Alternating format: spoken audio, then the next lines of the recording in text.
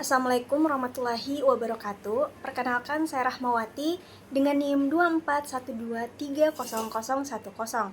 Di sini saya akan menjelaskan mengenai karakteristik, ciri, dan penerapan gelombang bunyi di mata kuliah gelombang dan optik. Oke, langsung saja kita kerjakan.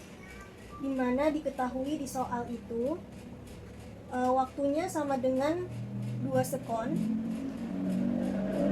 Kemudian kecepatan itu 1400 meter per sekon. Nah, langsung saja kita ke rumus, di mana rumusnya itu H sama dengan, H itu kedalaman laut, H sama dengan kecepatan dikali dengan waktu dibagi dengan 2. Kenapa dibagi 2? Karena bolak-balik kedalamannya, jadi 2 kali lipat kecepatannya, seperti itu.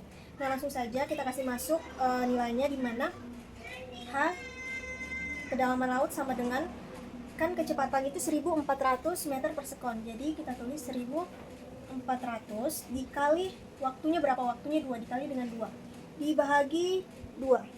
Nah, karena ini dibagi, jadi 2 bagi 2 kan sama-sama menghilangkan, jadi habis, kita coret saja.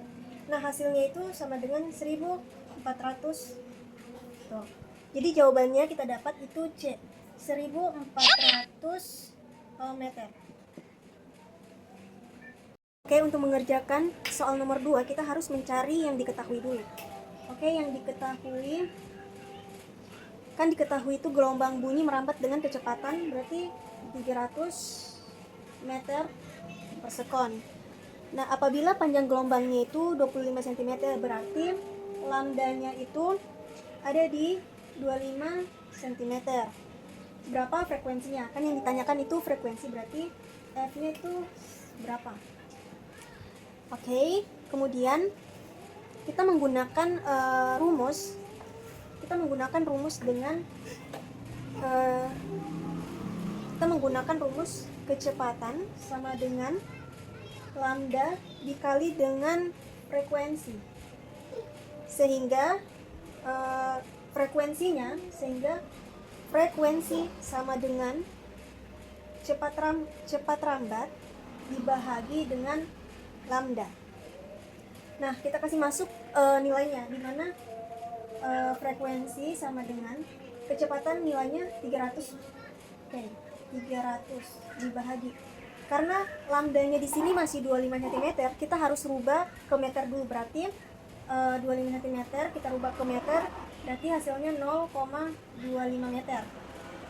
Nah, kita kasih masuk nilainya 0,25 meter. Kemudian kita bahagi, 300 dibagi 0,25 meter itu hasilnya 1200. Hasilnya 1200. Karena itu Hz, jadi kita tulis. Nah, jawabannya itu berarti B, 1200 Hz. Oke, kita lanjut ke nomor 3, di mana diketahui itu cepat rambat bunyi dalam laut itu berarti V-nya itu kan 1500 meter per sekon. Nah, waktu pantulnya itu berarti TP-nya itu 10 sekon.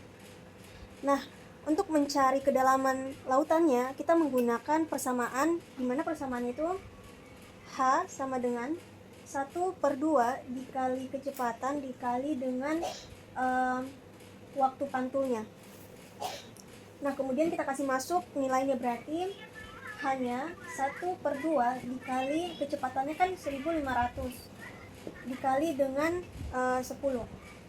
Kemudian 10 dibahagi dengan 2 itu kan 5.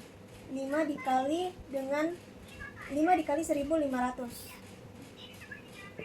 Nah, sama dengan hasilnya itu 7500 meter.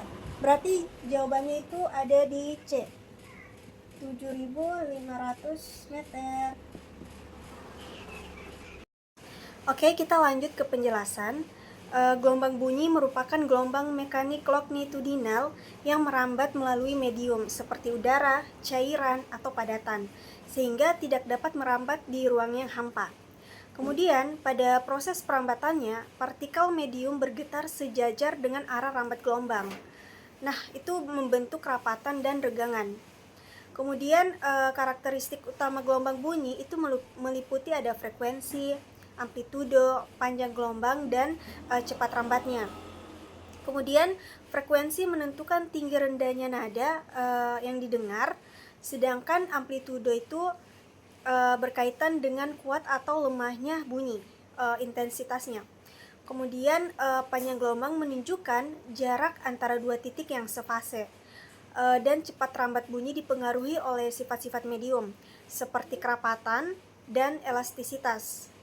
Selain itu, gelombang bunyi juga memiliki sifat-sifat umum.